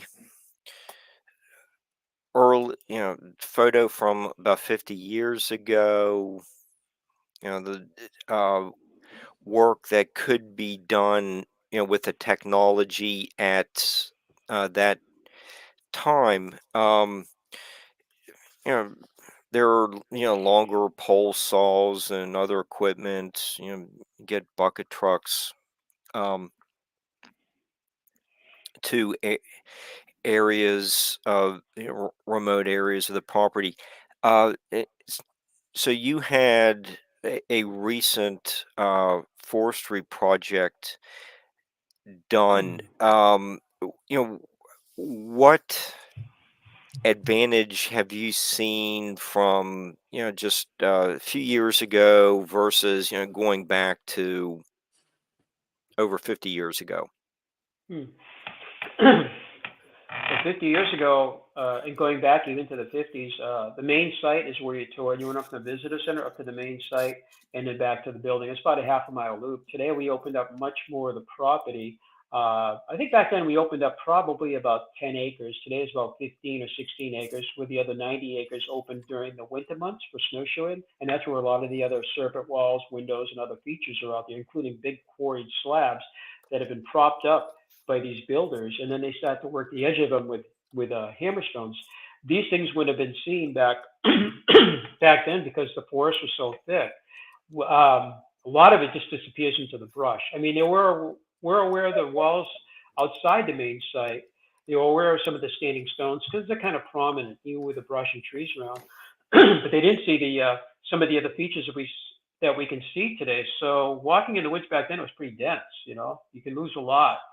In fact, these other sites, like the ones on the Hudson Valley, Dutchess, Westchester, and Putnam County, where there's about 500, they didn't even know they had serpent walls there either, even though you've been looking at these sites. We visited those back in '64, some of the sites back then. We have a painting from that, one of the boulders, the North Salem, New York, perched rock or dolmen, they call it. We just visited it again this year on our way out west. We stopped. I said, I got to see that. It's been 60 years. But they're starting to look at some of these walls now. They're going out and they're actually trying to clear the brush a little bit, or at least push it aside. You can see there's a serpent wall there, the undulation to it. But even Goodwin and before my dad and Malcolm Pearson, they realized the walls that they did see, they turn, they twist and bend. Most farmers' walls are fairly linear, fairly straight with some exceptions. The wall building in New England begins around the 1750s. And so we kind of accepted that all the walls, on all these sites are probably historical walls, but as we're taking a look again, farmers were not building serpentine walls where they had body and tail kind of thing, and some of the walls taper right down to a pointed tail. They're S-shaped ones or Morris type. Some of the walls actually they'll have a stacked head, not a boulder as a head, but a stacked head. The stones are actually stacked up, and then it drops off where the neck is down to the body, and then it goes. And sometimes in the middle of the body, the wall gets wider, then it goes back to the body diameter again, if you will, and it goes to a tail. What we think that could represent is the serpent is either ate its prey or it's pregnant. Some of ours actually have a boulder in the middle of the it's a glacial boulder right in the middle of the body. And again, I think that might be, and you see that repeating pattern. One would be hard to argue that it's just something coincidental, perhaps, especially by the skeptics. And I would have to say, yeah, maybe it's just a coincidence. When you start to find that over and over and over again, a pattern, you have to say, okay, I think this is intentional, especially with some of the ones that actually made the wall go wider and then narrow again. So some of the ones in Connecticut, I've been told by a good friend, Doug Schwartz, he's a big investigator. He lives near Stonington. He goes, some of them look like they have scaling. How snakes shed their skin? They have some rocks on top of the body that look like they're supposed to represent skin shedding in Connecticut. I haven't really seen that at our site. I'll have to look a little closer, Sometimes you see faces in clouds. Oh, go ahead. Sure. Can I raise my hand? Yeah. I don't know if you're aware of some of the new sites that have been being located in Ulster County and in parts of Columbia County and Dutchess County and Greene County, actually. But there is an investigator here in the Mid-Hudson. I've actually been to some of these sites myself. Oh, wow. And his name is Glenn Kreisberg, and he's. So I know he's part of my dad's group. Yeah. Okay, Glenn, right. Yeah, He's been very involved in making sure that these sites are identified and preserved. But the reason that I say this is one of the sites is a place called Lewis Hollow, and it's up on Overlook Mountain, which is the mountain that is right behind Woodstock. That is sort of like it's sort of like overlooking Woodstock. It's about 1,500 feet up, and it's got at least 3 major serpentine features or walls that they've identified, 2 that are largely intact, 1 that has been damaged by settlers took some of the stones to use for their own walls. In fact, there's a real good example of where you can see the difference between the serpentine walls and the colonial walls, because some of the stones were actually used to create a colonial wall, like right next to it. So you can see the difference in construction. And they've been able to, and they've been able to show or demonstrate that there are a lot of astronomical alignments to specifically these the walls. And there are also some other cairn features. There are turtle cairns, very clearly turtle cairns, and there are very large what are called kidney cairns that are in the area. It's not clear exactly what those cairns would have been used for, although they have some ideas. But there is one of the walls in particular that lines up to the winter solstice. And what's really interesting, apparently, they haven't been able to get this on film, but apparently what's interesting is as the winter solstice, as the winter solstice sun rises and it hits this particular stone wall, it creates a kind of ring effect, apparently, and it does have it. There is a kind of scaling effect that it has that they just haven't been able to catch it on film, because it's an optical thing. Tried to figure out how to actually record that is very difficult.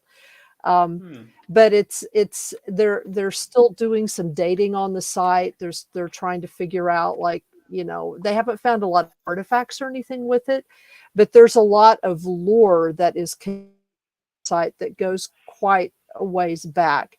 And there is actually a book that I would recommend to you if you've not heard of it. It's a woman named Barbara Alice Mann, and it is called Spirits of Blood, Spirits of Breath, the Twinned Cosmos in America.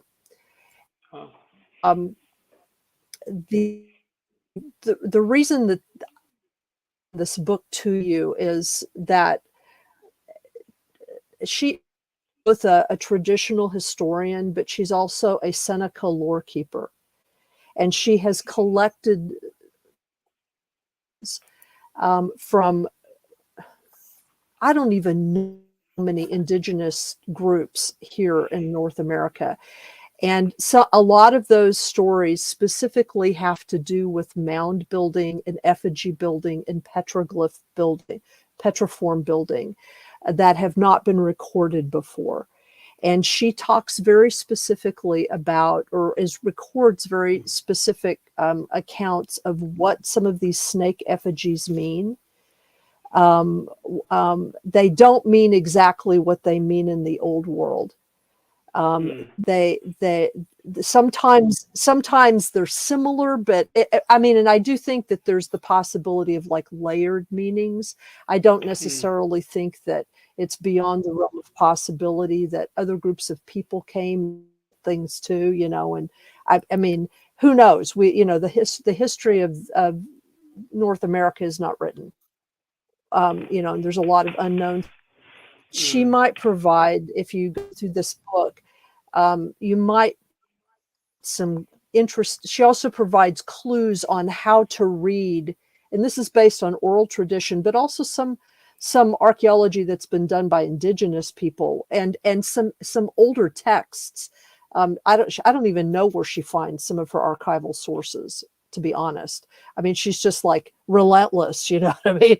But she's able to provide some clues as to looking at some of these these effigies and buildings and stuff, and that might give a sense of what this might have meant to indigenous builders, because their symbol systems are not exactly the same as European or Egyptian or other forms of symbol systems, and they're not like completely, it's not like they're so different you can't understand them, but they're in some ways, especially the serpent stuff is very specific. So you just give you some ideas of how to read some of this stuff. And I know what Glenn has been doing is he's also been conferring with various indigenous groups that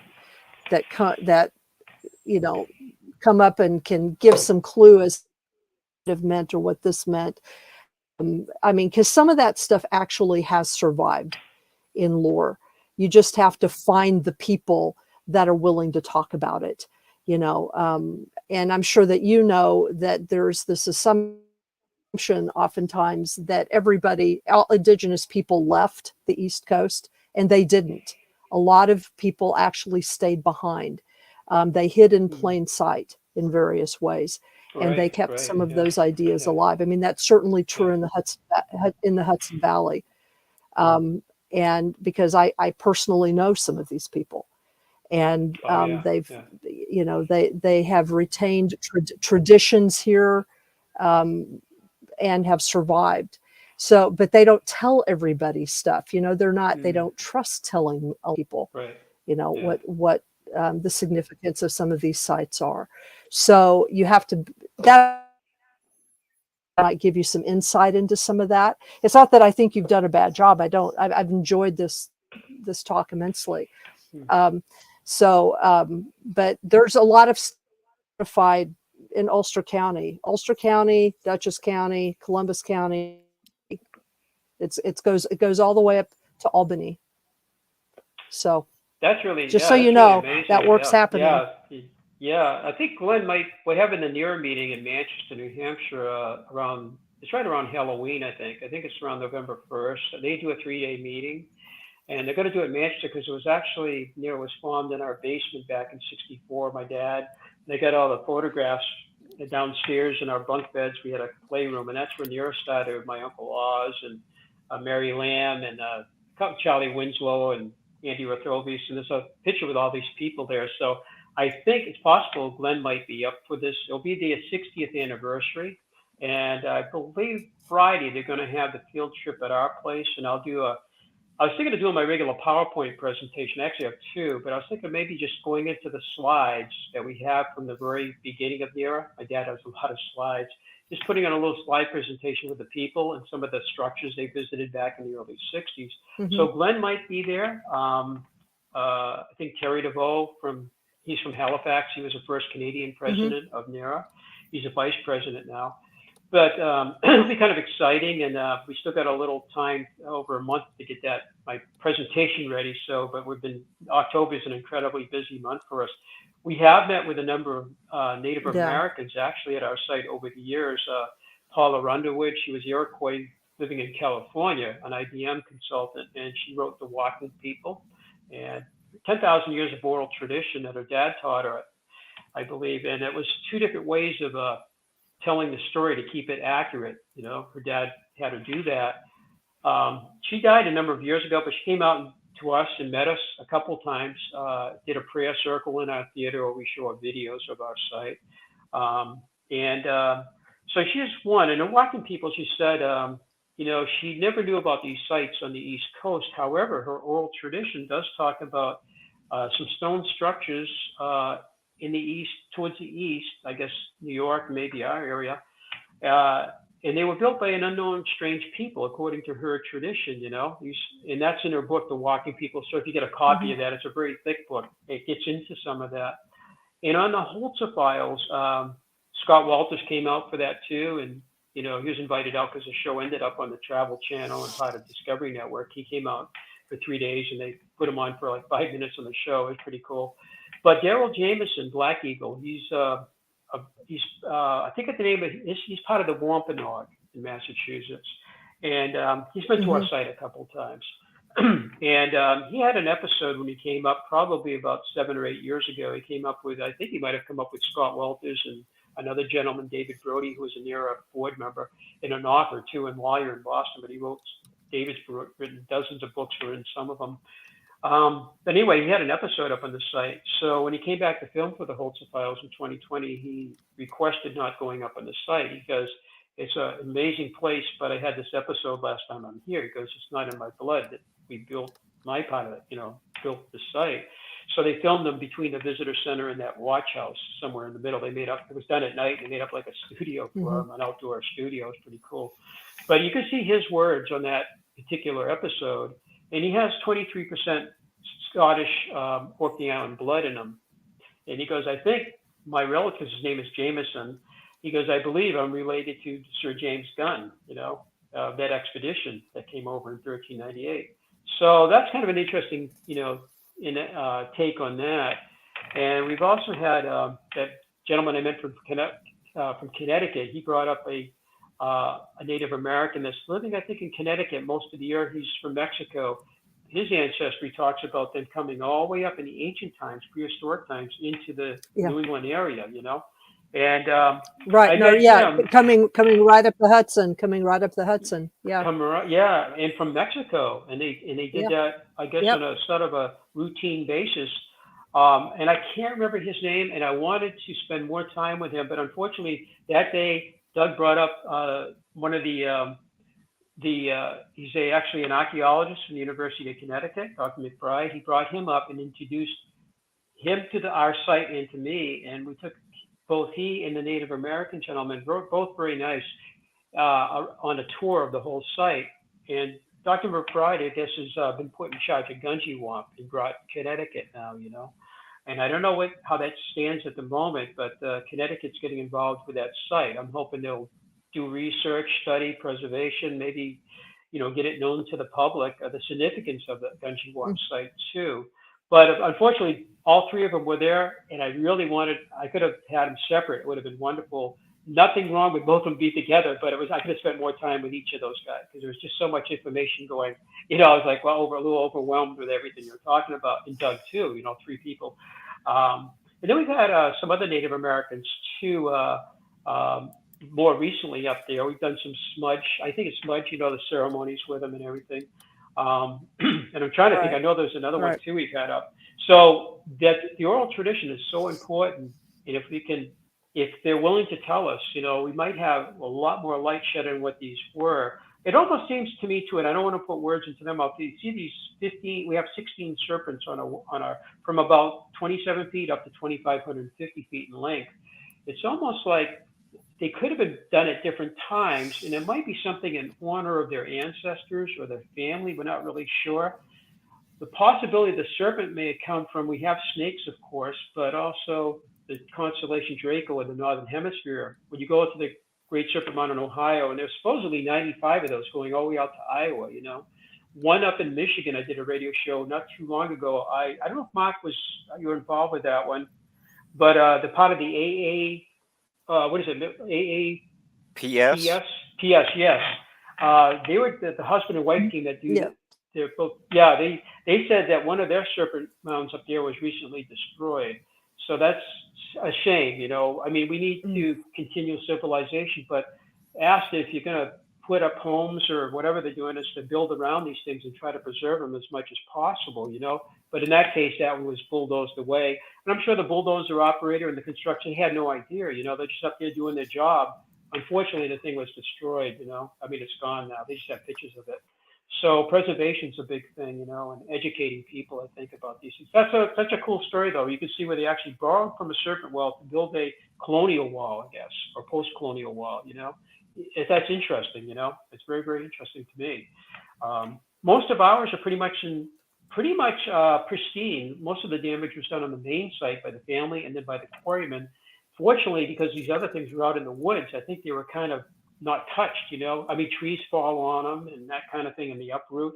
But our serpent walls, for the most part, I think are in pretty good shape, except normal wear and tear and stuff like that. And they are built on bedrock, not on the earth, so we don't have that frost action quite as much. You know, there is some little bit of that, but one of ours has a really wide mouth. I mean, the Great Serpent Mound has maybe an egg. I know there's been some altered when they did some repair work and excavation. It may have been a standing monolith in the one in Ohio. But one in Kentucky that Mark sent me. Remember that one in Kentucky, Mark? It was on a The one in high hill. Ashland. Yeah, it's kind of treacherous. I met a couple that actually had been there. Well, when you sent me that photograph, I think from 1990, I think it was a woman archaeologist that did the picture and did some of the research on it. Unfortunately, the picture, I mean, the quality of the picture wasn't so good, but it looked like it had a really wide mouth, didn't it? If you remember, Mark, Yeah, kind of a wide mouth. and it's angled down the hill. Right. Um, Yeah. it's in a different geological feature than just on a plane. So you wonder why it was built in such a unusual location. Well, they do in our site and also in North Stonington. They Mark Starr or Markham Starr is the uses on the book, but his name is Mark Starr. There's over 400 of them in that one town, and they go from about 30 feet up to 300 feet. He says the average is around 90 to 100 feet. They're linear, rectilinear. Some go into water, some come out of water. But the one in Kentucky has a wide mouth, and that reminds me of the one near our lower well, because I've been looking at that for years. And that's where everybody comes into our site, goes up. Before you get to the main site, you go right by the lower well, and you see the wall there.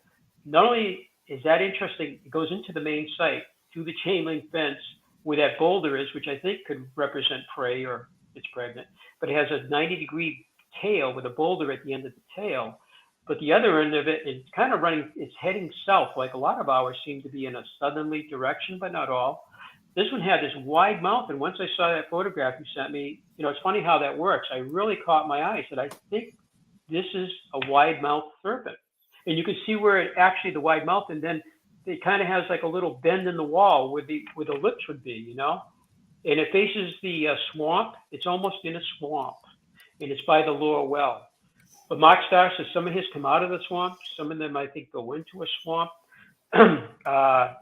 So we have that too, you know, with this wide mouth serpent, you know.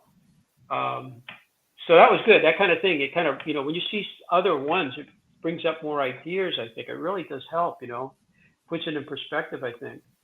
So, yeah, I mean, they're in Canada too, you know, the serpent walls. And there's one in Indiana at Mound State Park. And I got a picture from 110 years ago, and it actually looks like our S-shaped serpent going in the water. And I just talked to some people that had been there. It was a couple with a younger son, and they said, yeah, I don't think you can see that anymore. I said, do you think that either when I did the Google Earth, I went down to that, it's called the White River, and when you go up and down the river, you can't see it. And I'm wondering if the water was high and it's underwater, or whether in 100 years it's been ruined, you know.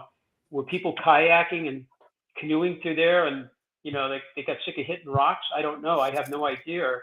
But I did call Mount State Park up and I talked to a woman there, and she goes, I'm not aware of that. I call back tomorrow, call this woman up. She might have a better idea. This is like 2 years ago. And I called back and I could never get, you know, I tried once or twice and I couldn't get through. So I never pursued it any further. So, but it looks like a stone wall, like our S-shaped one going in the water, right in the river, the White River of Mount State Park. Yeah, Dennis, you know, since you were talking about the different serpentine walls across the country, you know, and in this little segment you were talking about the Serpent Mound, the Serpent in Ashland. There was one in Logan, West Virginia. So you have kind of like a straight line of at least 3 of these. What do you think this pattern is saying about the communication of the native peoples at some point were they all these different serpent effigy type mounds, showing like some kind of continental cultural unity, or just regional? Well, that's a great question. I mean, we know Native Americans traded extensively across really, broad areas. As you go to Cahokia, see shells from the Gulf, and maybe obsidian from Wyoming, flint from up from Michigan, mica, I think, from Care. It's, all that mound thing that we did, is that 3,700-mile thing. And I've been out there before, and I was training out west. I went to like Cahokia before and stuff, but they traded extensively, long distances. And they're like, I don't know if I mentioned Weed, California. I got, I think it was Doug, that gentleman from Connecticut, sent me 110 pictures from Weed, California, right by Mount Shasta near Reading. And there's walls that have one of the latest type of wall patterns we see is the zigzag wall. And we have one at our site that Doug saw and said, Dennis, you have one. They're in Connecticut and elsewhere. They zigzag. We don't know the significance, but they're out there too, Weed. But I think we have two zigzags. Doug found one, and I think there's another one. I'm going to have to check it. Maybe I can show it to Doug and see what he thinks about it. I hate to jump to conclusions, but it looks like a zigzag wall too. He's more the zigzag expert. But anyway, Mount Shasta they have chevron-shaped walls, and we have a couple of those at our site. But they have the serpentine walls out there too. And supposedly, and I hate to spread rumors, but they're in Oregon and Washington State. People have seen them, but I haven't seen the photographs. I'll just throw that out there. I'd like to see the photographs of that. But they're in Alabama, and I think his name is Harry Holstein from Jacksonville State University. I was communicating with him. I think Doug or somebody pointed me. Oh, Dr. Little from Memphis. Dr. Little. He said, you got to contact this guy down. He's been working on his serpent wall since the 1970s.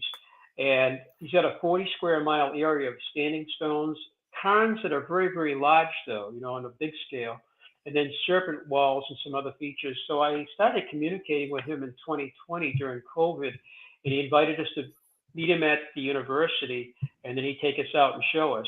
And he calls his walls, he calls them rattlesnake walls. They said to be on a little bit smaller scale than the ones that we're kind of familiar with, but they're stone walls that look like a snake. And again, he's been working on those since about 45 years. He's been working on those. He is aware of the ones in the Northeast too now. I've seen a couple of his things he's put out mentioning our site, some of the other sites in Hudson Valley and stuff like that. So they seem to go from Winnipeg all the way down to Alabama, from our site all the way through the Hudson Valley. They're in Rhode Island too. The ones Doug said in Rhode Island tend to be more of the curved type of serpent walls. There are curved ones in North Stonington and Gunjiwamp, and I've been there several times. I never noticed the serpent walls, but they say that they have the serpent walls there too. I've got to get back to Gunjiwamp. It's only a couple hours from here. But the Hudson Valley's loaded with them, and you mentioned so many other areas down there with those serpent walls. Our whole mainstream archaeological establishment should be, looking, so they should be so interested, so objective, looking at these things. Part of the problem is some of these are being destroyed, and with respect, of course, to the Native Americans and everything. But these things are out there from the East Coast to the West Coast into Canada to the to the Gulf, and yet they don't even recognize them. Our area, again, anything pre-colonial. Our archaeologist is the president of the New Hampshire Archaeological Society, joined us in 1989, just retired 3 years ago. She moved to Florida. She's with her daughter. She visited us in the spring, but we were I think we were out west traveling when she came, I think, or it might have been up Maine, I think, camping possibly. But I said, your colleagues, they don't look at standing stones, chambers, serpent walls, these windows, any of these stone features, these lithic features. They don't look at them. They're looking at pots and pottery. They might find a habitat site or a burial or workshop area, but they don't really get into the stone thing. They kind of almost ridicule, and some of the professionals have actually said these things are all a bunch of farmers' constructions, and that has led to the damage and destruction, both by vandals and by people tearing them down. I don't know what their legacy will be someday, but I think they're wrong, I think it's going to be a mark on them someday in the future. You know, we know Yeah. certain individuals that are really up there that are just all their hoaxes, our site, hoax, fake, fraud, misinterpretation. Some crazy farmer built. I mean, a lot of crazy farmers out there, you know, building these things because they had nothing Yep. better to do. It actually was a shoemaker. He was a farmer. We got Five-generation about, shoemaker. yeah, Dennis, we got about 5 minutes here in Oh, okay. Graceville in Florida, where I'm at, Graceville, Florida. There's a Bible college that just ripped down a place called Heritage Village. That was this place where monks and natives got in a big fight over a native that didn't want to have one wife, and it was like a revolt. And they had all these, like, oh, I called it Little House on the Prairie. They had all these old churches and houses and stuff, but they basically just ripped it down to shreds and then refused to answer the newspaper about it at all. And they're going to turn it into sports. But it was a beautiful, weird little place down the road from me, and it's definitely upsetting when they do stuff like that. And it's called Heritage Village. Wow. And there's nothing terrible, I can do about it. I wrote something on the bottom of the post about "May the dead haunt you" and "Curse of the Skinwalker" to them, just in some comment. But I'm sure they. Well, I was just playing scary, around, of course. destroying history and prehistory, because you can only learn from history, you know. And the national parks are like love and care. Actually, I met the lady last week. A lady was in, and she was English. She went into the tour. My wife handled her. When she came down, I said, "Oh, where are you from?" She goes, "I'm from England." She goes, "She's one of the administrators at Stonehenge. She loved our site. She bought our book, and then she gave me her name and everything. If we visit, I've been to Stonehenge many times, but I've never been in. She's with English Heritage, but she really appreciated what we're doing over here. You know, it was so nice to hear that from somebody that's on the other side of the pond, working on history. And they had their vandalism there too, if you remember, just around the solstice. She was there the day before that, and then she was back in the administrative office the day it happened. I said, that's just terrible. There's another example people don't respect, you know, going in there trying to trash the place for some cause, you know. It's horrible. Was it spray painted? Well, she said one thing, the rock was dry, so whatever they put on it, they were able to blow it with an airbrush, but she's worried about the lichens and mosses being altered by this whole process. I said, and it's disrespect to the site and the people that love that site and honor it. It's a slap in everybody's face. And I said, we were pretty outraged here when we saw that. And whatever their cause, something to do with environment, whatever, I care about the earth and all that. But when you see that, I don't care about their personal cause. You know, I do care about the earth, but I don't care about them anymore, you know. They should be thrown in jail as far as I'm concerned. That's disgusting. Absolutely disgusting. Definitely. Well, what's your website and stuff? You want to make sure we give out your links. Well, I really enjoyed talking to all of you tonight. And our website is StonehengeUSA.com. There's a 11-minute video we show in our theater. You can see it on that. Also, a free app download. You can do a complete virtual tour for free without ever coming out on your couch with our site. If you do come up, you use it on our site as you walk. It talks to you. And the lady from England said we just started doing that at Stonehenge too, because we were there. We have little headsets and everything. It's a wonderful way to use your phone as you walk. There's a picture of the structure, text, and it explains it to you, audio. And then there's all sorts of links in there. All our activities coming up include paranormal things going on. So it's StonehengeUSA.com, and from there they can email us, they can phone us if they want, and we're open every day but Christmas and Thanksgiving. So we're there pretty much all the time. Very cool. Well, we appreciate it so much. It's been a great interview. Thanks for the knowledge. I'm glad my brain kept up some. And it's a lot to take in. I want to go to Transylvania and find Dracula's head one day, and I never will. But hey, it's an interesting fiction horror novel. You never know. You never know. Yeah, I've been studying Vlad the Impaler a lot. Like, there's crazy books on it. Like, there's one book I just found on Audible that's just like 400 pages. It's just insane about Vlad the Impaler.